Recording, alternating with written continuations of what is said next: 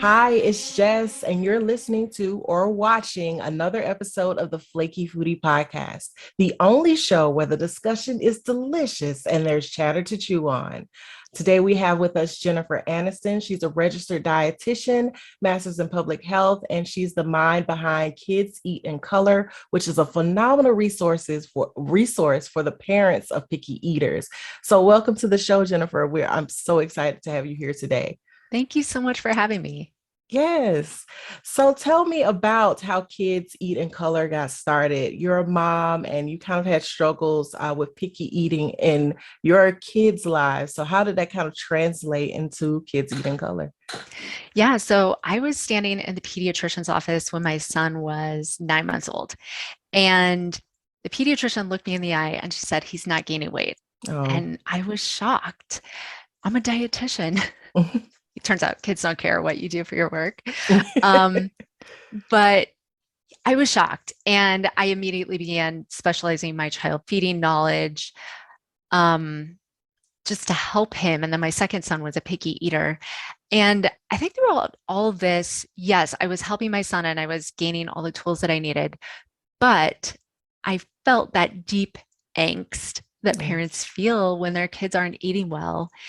And I really wanted to help connect other people to a community where they felt like they weren't alone and they knew that feeding kids is tricky. And if you have a hard time feeding your child, it's not your fault. You're not a bad parent. But I also wanted to help parents know what's typical, what's not, how do you help your child? What should your child be eating? What can you do? What are the tools available to you? And that's how Kids Eat in Color ended up being a resource center for parents, how to feed their kids, how to know what's typical, providing them with screeners and things like that. So let's talk a little bit about child development. Most of the time when we talk about picky eaters, my son is 4. Most of the time we talk about picky eating is between the age of like 1 and 4. Developmentally, what's kind of going on during that time that can lead to picky eating or lead to your child being picky? Sure. So around the age of 1, kids often start developing something called neophobia or the fear of new foods. That's not the only cause of picky eating. That's one of about 200 causes. Mm. 200 is not an official number, but it's helpful in some ways. We don't want kids wandering around and eating mushrooms in the yard, but we do want them to eat the foods that maybe they haven't seen since last growing season. And so those are new as well. And I think the challenge is kind of how we respond to that typical picky eating. I generally think of that kind of emergence of picky eating for some kids as a typical phase that many kids go through. How we respond to that and whether your kid is showing signs of more atypical picky eating or something that's maybe more serious can kind of change the trajectory of where your child is going to go. Is it going to become more serious or is it just going to kind of stay the same? So you mentioned there's many, many causes of picky eating. When you're kind of trying to treat picky eating, how do you kind of determine what the cause is in your child? Great question. Of course, this is like more in depth. So like in our picky eating course, like we have a whole section dedicated to this because it can be really complicated. But I will say this, we have a quick screener on our website that at least can tell you, is your child what we would consider to be kind of typically picky, or is it something more serious? If you just need kind of a 1 minute, hey, where am I at on the spectrum? But there's genetic factors. There's factors just from parenting. What are you doing? I always like to remind parents they're not the only reason their child might be picky. So even if you're doing something that's unhelpful, it's probably something that I've also done and all parents have done. So it's not like you're ruining your child for being a human. There's also sensory issues. Your child may have a more intense or less intense experience with food. And your child may also, there's a recent paper that just came out, and I don't like to cite single studies because that's not how research works. But I will make an exception today because it was so interesting. Mm-hmm. They were comparing executive function skills in a child's brain Mm-hmm. with picky eating. Just the concept of this study was mind blowing to me. Who even thought to look at this? And what this particular study explored was different executive functions. So, for example, one of those is flexibility of thinking. Mm-hmm. Can they be flexible? Can they not? For kids who were not flexible in their executive functioning were more likely to be picky, Mm. which is like mind blowing. Now Yeah. we can't take this away and we can't go home and say, oh my gosh, inflexible people are picky eaters. We can't, that's not what we can take from the study. But what we can take is it's interesting. There may be a relationship with how our brains work in executive functioning and whether we can be flexible enough to eat foods that are not what we were expecting. So there's so many factors that we're still discovering and still understanding that help us understand, are people willing to eat a lot of foods or not? So let's talk a little bit about the kind of feelings that kind of happen when your child is a picky eater. What do you see? What did you yourself experience when your child was undergoing this kind of picky eating phase? And what have you seen other parents? What kind of feelings did they have when their child was a picky or is a picky eater? Sure. So when I was standing in that pediatrician's office, I felt like an absolute failure as a mother. I've been a mom for, all of 9 months, right? Mhm. And she's telling me that my child is falling off the growth chart. And what I find is parents who have picky eaters or child who has maybe an iron deficiency or anything related to eating, we immediately internalize that as our own failure, we feel defeated, we feel frustrated, we feel angry, we feel anxious. All these feelings just come rushing in. And of course, I think especially as moms who have we've made the child inside our body, right? And then, if you're breastfeeding, you're also feeding the child with your body. And so it Yes. just, and even if you're bottle feeding, it just doesn't even matter, right? As moms, we have this like really visceral connection to feeding our kids. And I think we just take it really personally. Yes. We feel it in our souls that we have Yes. failed our child in some way. I don't know that there's a way around those feelings. Is there a way there may be no way around those feelings? Is there a way to kind of mitigate that and to make dinner time a better experience for parent and child? Absolutely. I think we always have to acknowledge, hey, the feelings are going to be there and we can accept those feelings kind of for what they are, or at least practice accepting that.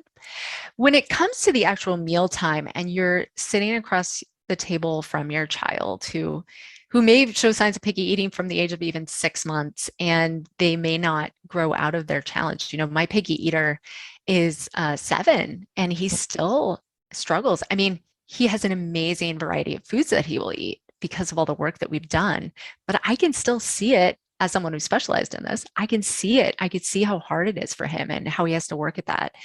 Um, the big thing, I think, if you take one tool away where you're thinking, okay, how do we reduce some stress? It's really to stop pressuring your child to eat. When you get in there and even last night, my sons were not eating their chicken. And my husband and I have a lot of knowledge about child feeding. Like, this is my job. Yes. And my husband is sitting across the table going, "This is your protein. This is your protein." And he's not the only one. I don't Yes. say this to bash on my husband, because obviously I probably did it a week ago. We just moved, and so things are, everybody's on edge. But we really want our kids to eat. Did that work? Did it work? Him like putting his hands on the table and saying, "This is your protein"? No, No. it's not. Kids like so. Yeah, he's like, what? I mean, duh. And now they know enough. And my 7-year-old, he was like, "Mommy, milk has 8 grams of protein." So he's thinking, hey, I already ate protein for breakfast. Like, why do I need to eat my chicken? But I think we get emotionally involved at dinner time. And when we do that, kids aren't going to eat for us. Like, the more we push, the more they are like, so what? It's Like, like as a kid, you don't have much control over your life. People pick you up, take you where you need to go, tell Yeah. you what you need to do. And food can kind of be that way to get independence. So Right, yes. right. I mean, it's really one of the few things that you really have. Like Mhm. you're in control of going to the bathroom and you're in control of eating. And we let our kids pick their clothes, so they're in control of that. But I mean, beyond that, we set the schedule, we do so much. So if we can't sit them down at the table and be like, "Hey, you eat your food and you do it now," how do how do we as parents get kids to eat a wide variety of different foods? Sure. So I do think so just as we were talking about, there's some things they have to do. They do have to come to the table. They have to come to the Yes. table. They have to sit down. Depending on your child, you have to kind of figure out what their attention span is. Some kids you can just say, hey, you got to sit here until everybody's done. That doesn't work for my child who's extremely high energy, right? So with him, we're kind of flexible on that. And we say, okay, give us 10 minutes, 12 minutes. We try to be engaging at dinner time. But they got to come to the table. They have to sit for an age appropriate amount of time, whatever you determine that is. And they're not in charge of the menu, right? Mm. Because if they were, there'd be a lot of mac and cheese, right? Which is understandable. But really, we can provide that variety. We can show it to them over and over and over. Maybe, for example, I served a stir fry the other night. We haven't had a stir fry in ages. Mm. And it's a tricky food for my kids because it's mixed, especially my kid who struggles with kind of trying those new foods. So mixed foods are really stressful for him. So, and stir fry, everything's mixed together. So I made the vegetables together and then I made the meat separate. And then I served white rice, which is something that my son feels very comfortable with. He loves rice, put some butter on it, whatever. So it's like, okay, there's going to be something that he likes there, usually likes. You never know with kids, right? But he usually likes that. And so Yeah. I'm going to serve everything separately and I'm just going to let him choose. Well, he started eating the rice. And then different people are eating vegetables and chicken on their plates. And I say, would you like some of these vegetables? And he kind of looks at it. It's like, what is that? It's like, Mhm. well, it's this cabbage and it's got some, whatever else was in there. He's like, I'll take a taste, but he wanted it on a separate plate. I mean, don't contaminate his plate, right? So here's a little tasting plate. He takes a bite and he says, okay, I'll have more. The kids ended up fighting over it. They Oh, liked it so wow. much. I was Fighting like, over vegetables. right, That's a huge win. right, right. But I think it's because it was separate and no pressure. Yes. And then at the end, he was like, why didn't you give me any chicken? I was like, oh, I mean, you can have some if you want some. So we ended up eating it, but in a way that felt okay and safe and comfortable for him.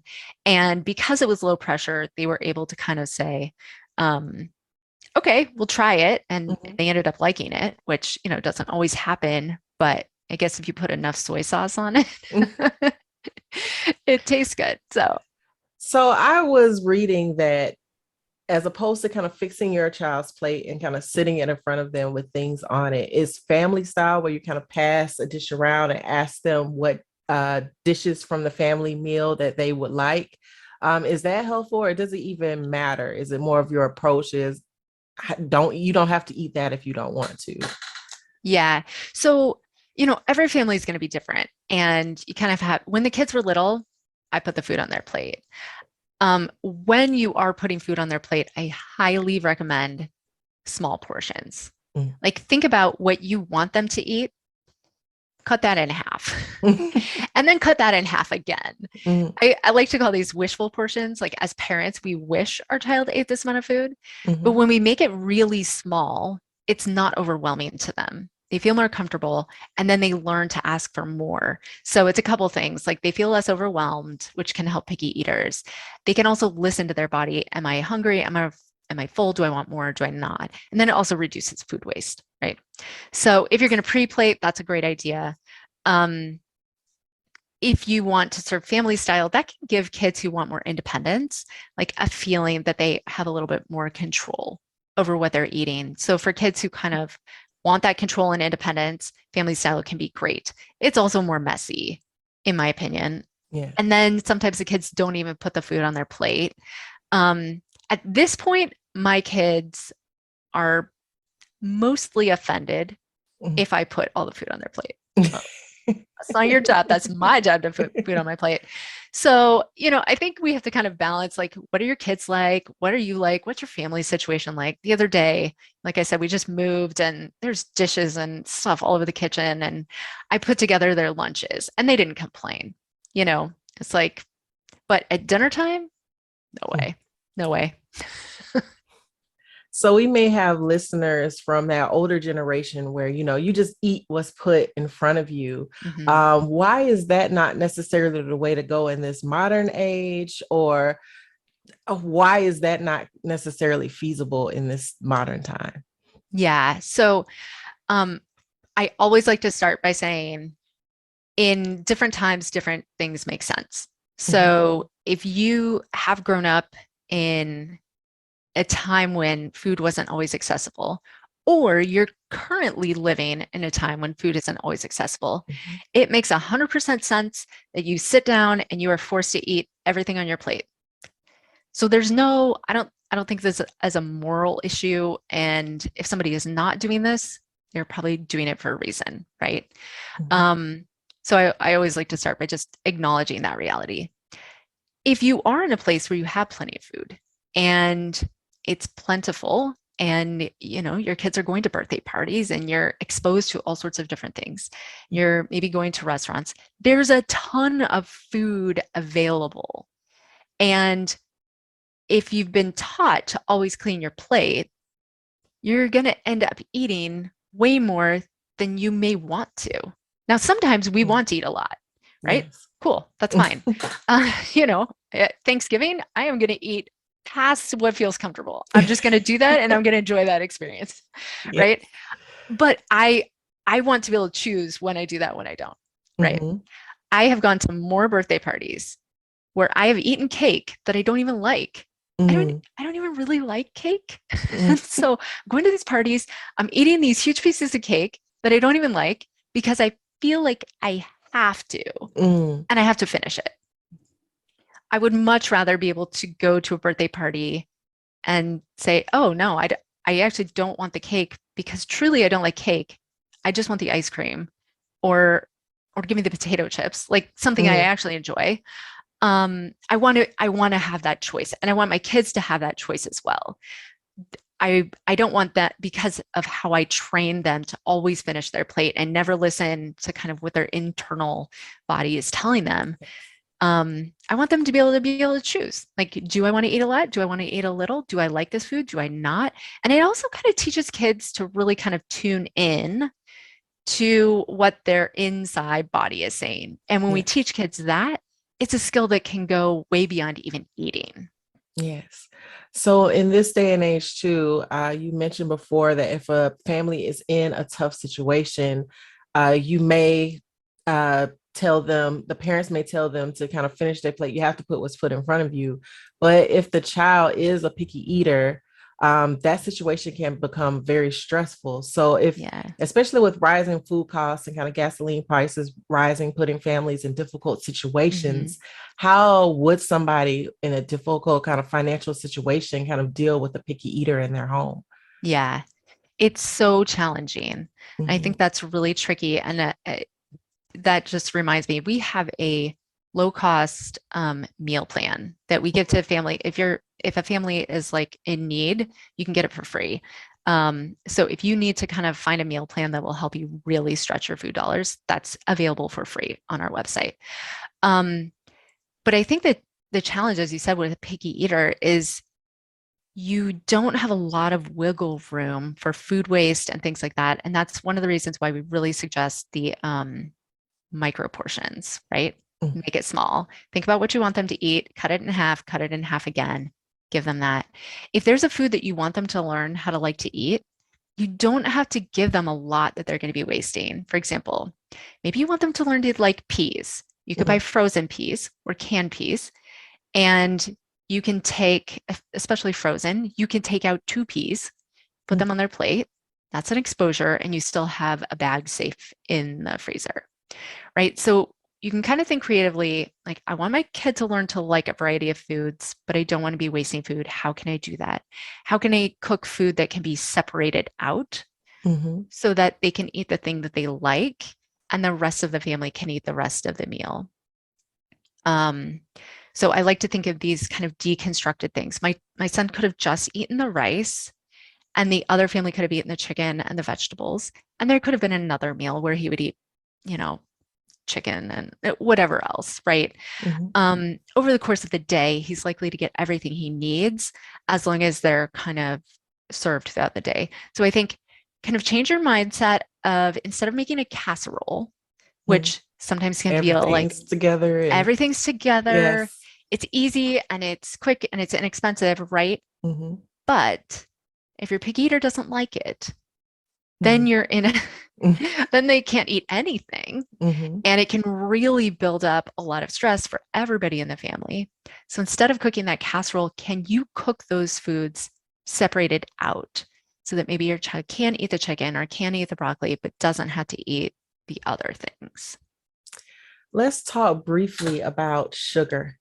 I Mm-hmm. know sugar is kind of a thing in families. We don't want kids to have too much sugar. We don't want to overfeed them sugar. How can we make sure that kids kind of have a healthy balance with sweets so that they don't overindulge or kind of, when they get older, restrict themselves from eating sugars or foods that are bad for you?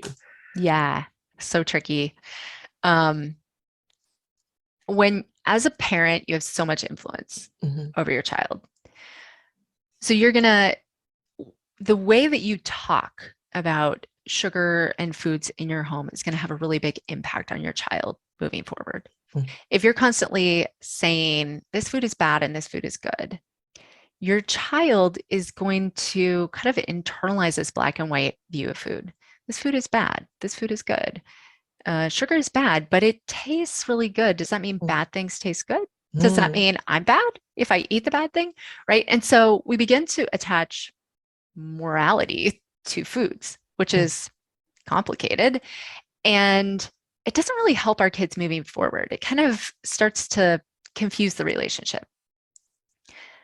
Put on top of that, maybe we're saying, hey, you can get dessert if you eat your broccoli.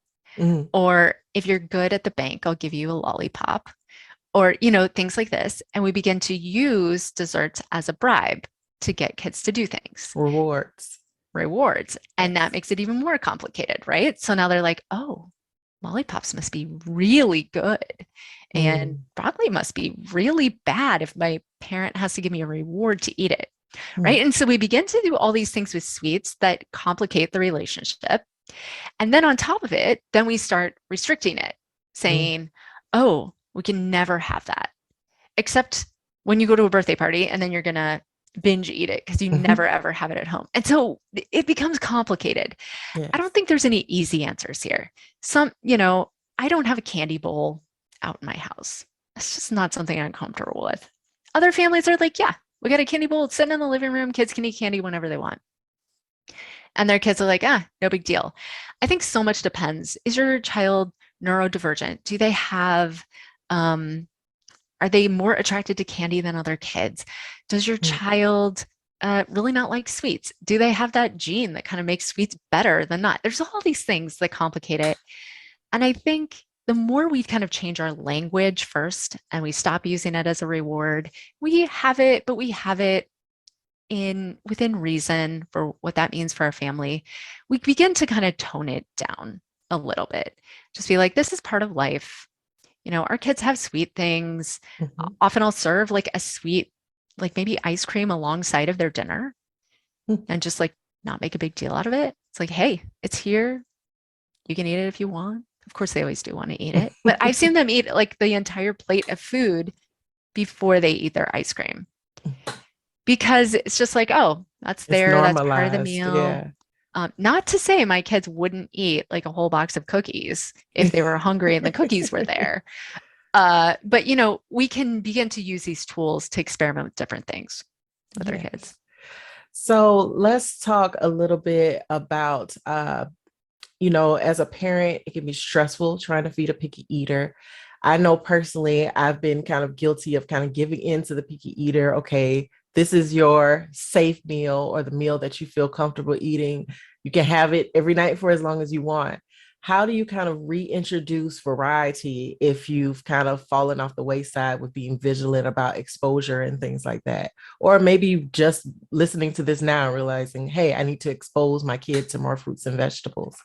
Right. First of all, you're a totally normal, great parent if you're doing that. I've done the exact same thing. Um, Instead of serving their favorite meal 7 nights in a row, you could say, hey, 6 of the nights we're going to serve your favorite meal. And on one night, we're going to serve something new. You can also serve their favorite meal and add something else on. For example, let's say the meal is macaroni and cheese. And this is what they're eating for lunch every single day, months on end. Instead of just having the macaroni and cheese, you can also serve peas on the side or broccoli or carrots, whatever you think they might, or apple slices. What you're beginning to do, even when you take that very small step, is just put that idea in their mind that there's more. There's more out there. They don't necessarily have to eat it, but they could eat it if they wanted to. And the more they see it, the more they may become curious. Now, some kids, they're never going to try another food. These children who never, ever try another food and only kind of drop foods off their list and eat the same meal for months on end, those children usually need more help. That's usually exposure is not going to be enough. Now, for a lot of kids, exposure, repeated exposure, a low pressure environment, that's going to enable them to really succeed and thrive and grow. But for kids where you're like, wow, this is really stressful for me. My child is never, ever responding in the way that I would hope, never. In that situation, there's usually more and they need more help. And that's the situation that we find a lot of people in our picky eating course is, it's just, I can't break through that. And usually that child has a lot more hurdles to jump over. I find those parents often feel the most stressed out and they're saying, oh, somehow I failed my child. But usually what it means is their child has more internal hurdles to get over to try new foods than you can see on the outside. So, what is the response that the parents should take? What they're trying is not working. They've kind of tried everything in the book. Nothing is quite working. There may be something deeper there. What are some next steps to take? So, if your child is losing weight, developing major nutrition deficiencies or something, I highly recommend get yourself to the pediatrician, your child checked out. It's always worth, doing your due diligence in that way. But if you're like, okay, I need some more tools, I need some advanced techniques here that I can try at home, I need a framework to help my child to really stop enabling that picky eating and kind of break down whatever foundation is there that's not working, rebuild a new foundation, figure out what's the cause of my child's picky eating, move forward and help them expand. That is something that a picky eating course, like our Better Bites picky eating course does, is it really kind of meets parents where they're at. And not only that, I think finding a community of parents is so important because you don't want to feel alone in that situation. I know because I felt alone in that situation and it feels crappy. We need to hear that other people are also struggling and it's not just us. And we also need to, see the other person. It's like, oh my gosh, they have problems that are completely different than mine, just as stressful. And when we have that empathy for others and when we also experience that ourselves, it can be so transformational for us. So, that's why I feel like that's why the Kids in Color social media communities have grown so much is people don't want to feel alone. And that's why we also have the group area in our picky eating courses because, yeah, you can go through a picky eating course and but what you really need is you need to go through the course and you need to be able to ask questions of your fellow parent and Yes. like, hey, I had a really bad day. Hmm. And they're probably going to be like, oh, hey, I really had a bad day too. And someone also jump in and say, oh, I had one last week, but guess what? Today was good for me. And when we have those sorts of interactions in the context of a learning environment, it can be so powerful for people, and that could be your friend next door as well, Yes. but I think finding those people can be really powerful. Yes. So let's talk about back to school. I know when my child started preschool, it was a very stressful time because I was like, how do I pack him something that I know he will eat for So sure hard. so that he gets the nutrition he needs throughout the day? If there's a parent who's sending their child to the school, they're picky eater for school for the very first time, what are some kind of steps that you can do to prepare and to kind of make that as seamless a transition as Mhm. possible?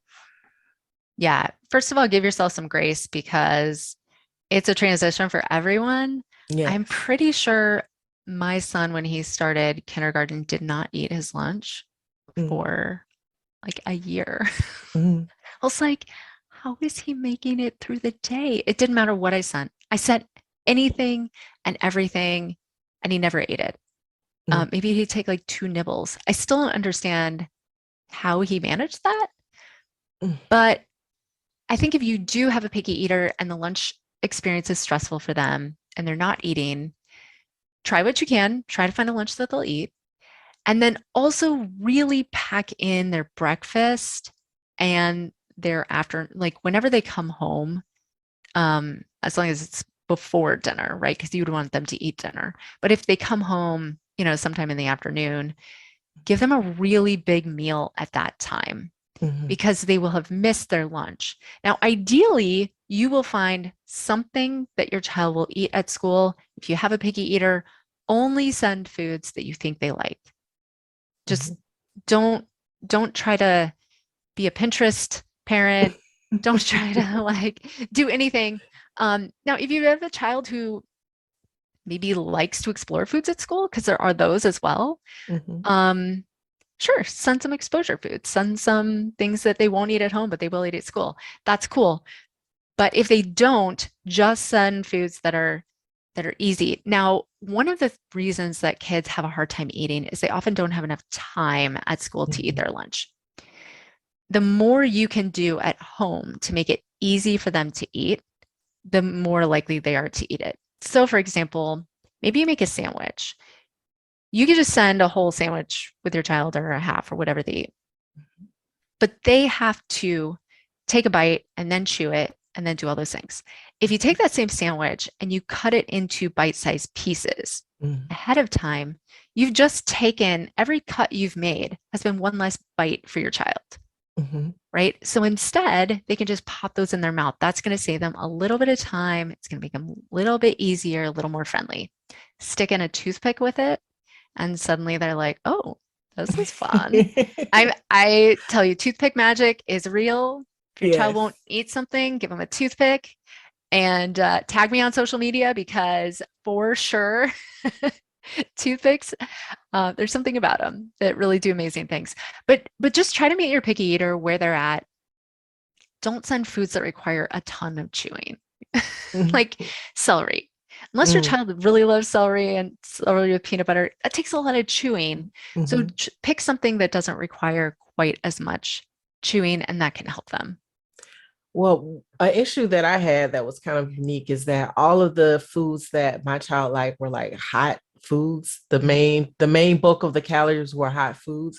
And at school they're not necessarily going to have the opportunity to kind of reheat that lunch. Mhm. So what are some kind of workarounds you can do when that is necessarily the issue? Sure. So that's great. I learned how to heat up a thermos. I feel like, how did I remember thinking, I want to send some warm soup to school with my child. Mhm. I didn't know how to heat up a thermos. I had to like go Google it. And Mhm. this, like 4 years ago, right? Mhm. So a heated thermos can be really helpful for your child. So I don't usually like to get behind brands, but there is I think it's the Igloo thermoses Mhm.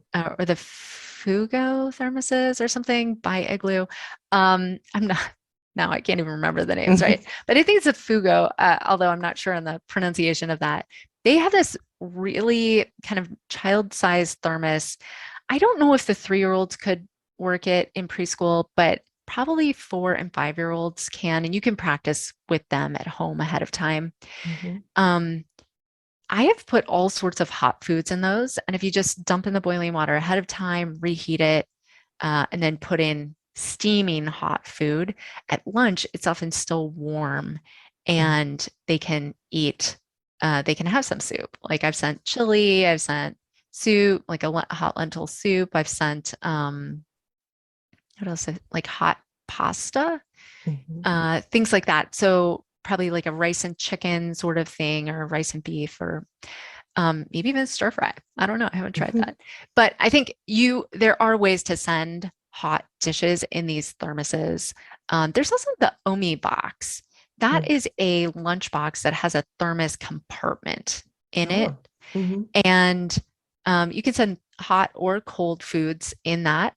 It doesn't work quite as well in terms of temperature as some of the others. But you can also add in some like other foods on the side of it. So like you could send chili and crackers with a couple of apple slices, and it could all be in this one box. So there's some options out there if you do want to send hot foods. And that can really help if you do have a child who prefers to only eat hot foods. I'm in a picky eating group on Facebook, and one of the big things that has kind of changed school lunches is the rise of nut allergies. And there was a child who only ate peanut butter and jelly sandwich was like their safe lunch food, and they couldn't bring it into school. So how do you kind of mitigate when your child only likes something that's an allergen and they can't bring it to school anymore? That is so hard. I know that is, I actually had my child ate more foods, but peanuts were like the one energy dense food that was helping him stay on the growth chart. And a kid in his class developed allergies, and we couldn't send those anymore. Super stressful as a parent. You're like, oh my gosh, I'm depending on this food. Now my child can't eat it. Practicing at home, helping your child understand the situation and helping them find another safe food is going to be really key. They're probably not going to easily transition to almond butter or sunflower seed butter or soy nut butter, but you can begin to expose them to those foods really safely. You can just start putting it out. You can taste it in front of them. You can do a taste test. Oh, this is peanut butter. This is almond butter. This is tahini. This is whatever it is. And you don't have to make them do it, but just put that out there as an activity and see if they would be willing to explore. If your child really only has one safe lunch food, my guess is they're probably not going to eat that meal.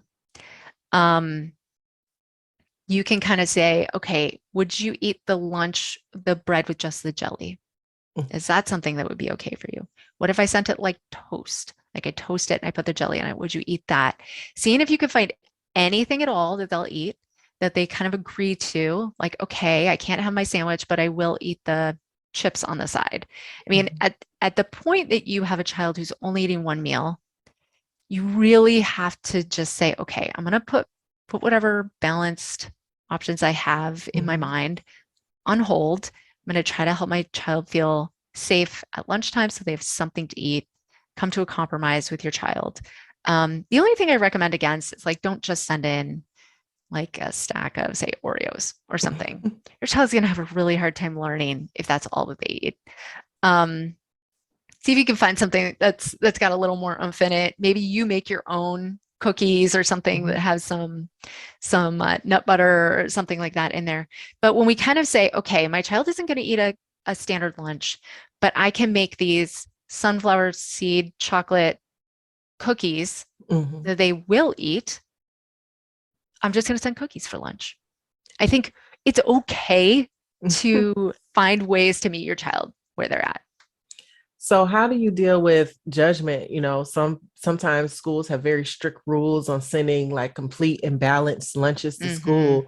If your child is a picky eater, sometimes your lunch that you send may not look balanced Mhm. because, it's part of a battle that they don't know about, at home Yeah. to try to get them to eat. So how do you cope with that type of situation? What do you necessarily tell like the administrators or anybody who may Yeah. have an issue with what you're sending? Yeah. I think being really frank with them and saying, look, this is our situation. Mm-hmm, Our child will only eat 5 foods, and this is one of them. So mm-hmm, this is what we're sending and why. If they push back, you can even go to your pediatrician and you can say, hey, I'm in this situation. They're forcing my child to do this thing. Hopefully, you have a pediatrician who's kind of helpful. You could even write a letter ahead of time that says, this is the situation and this is you're essentially asking for an accommodation for your child based on their thing and see if your pediatrician will sign it. This sort of thing, I think it's one of those things where we have to stick up for our kids sometimes. And I had a situation with my son recently where, there was something that everybody else at the camp was doing that made him really uncomfortable. mm-hmm. And I thought, oh my gosh, nobody is even going to understand why this is a problem for him.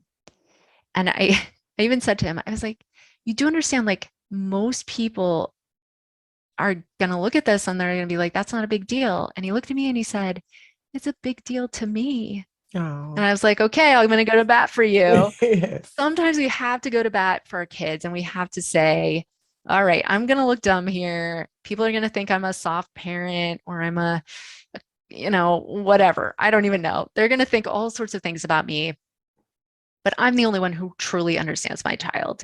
And I'm going to push and help to do that. And so I sent a text and I was like, here's the situation. I want him to be able to do XYZ.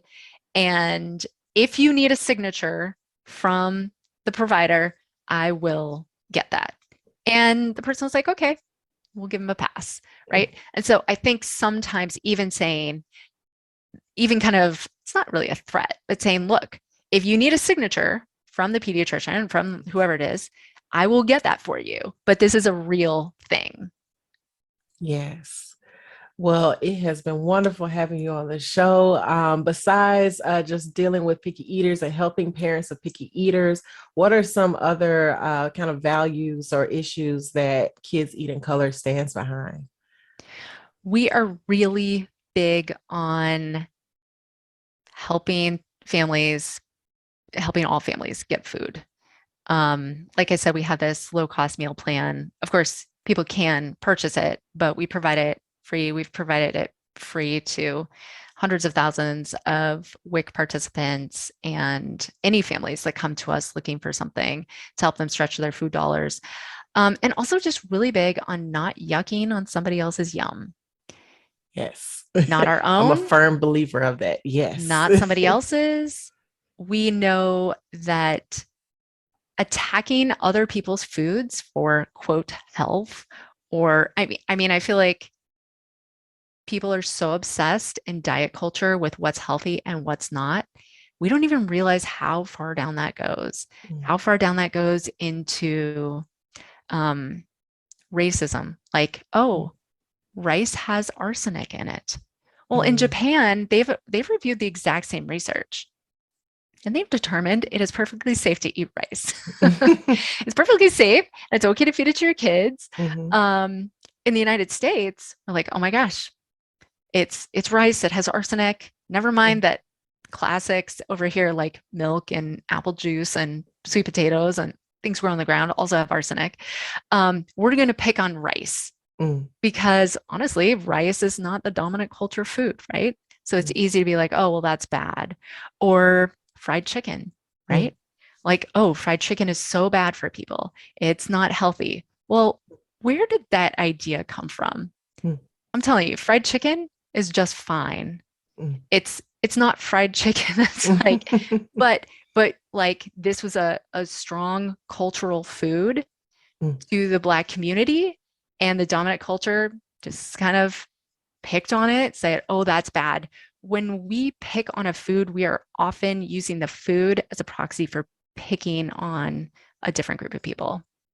And it's got to stop. It's got to stop. Like, We cannot shame people for their cultural foods. We cannot shame people for their quote junk foods, for their whatever foods are available in their community. It's just all got to it's got to stop. It's got to stop. And we are really big on giving every family the space and the dignity to serve their families the foods that are right for their family, even if they've, been kind of dumped on by the broader culture, some sort of like, I don't know, like Instagram feeding often is like this, oh, you can feed your child this perfect diet. It's a diet that, 0.001% of the world could attain, right? And yet that's held up as some sort of standard. And I think it's really disenfranchising to all families. Yes. So if a parent wants to, or a caregiver, or just anybody who's interested in kids eating color, wants to find out more about it, maybe join a picky eating course or to find you on social media, where would they do that? Kids Eating Color. You can type that into the search bar. Our website is a resource center for babies, toddlers, and kids, just an amazing free resource for parents. And of course, social media is fun, it's interesting, it's daily tips, and it's a community of parents who are working on the same thing. Yes. And finally, if you had 2 sentences that you could give to a parent or caregiver of a picky eater who's struggling right now, what would it be? Your success as a parent does not depend on what your child eats. What you're doing right now is good, and it's what's best for your family. That is a wonderful way to close. Thank you so much, Jennifer, for being on the show today. I really appreciate it. You all check her out if you have a family member, anybody who's dealing with picky eating. I've been Jess, and you've been listening to the Flaky Foodie podcast. Treat this episode like gossip or the gospel and tell someone about it. Eat something delicious this week, and you can always share it with me. I'm the Flaky Foodie on all social media platforms: Facebook, Instagram, Twitter, and a tiny little bit on TikTok. Thanks, everybody. Bye-bye.